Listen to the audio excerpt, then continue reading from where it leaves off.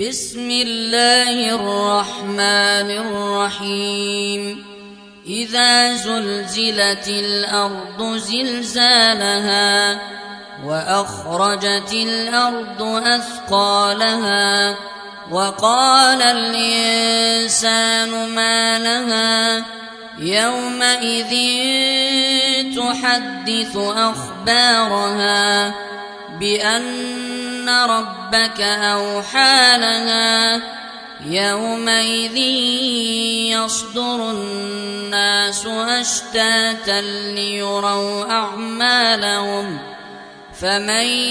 يعمل مثقال ذرة خيرا يره ومن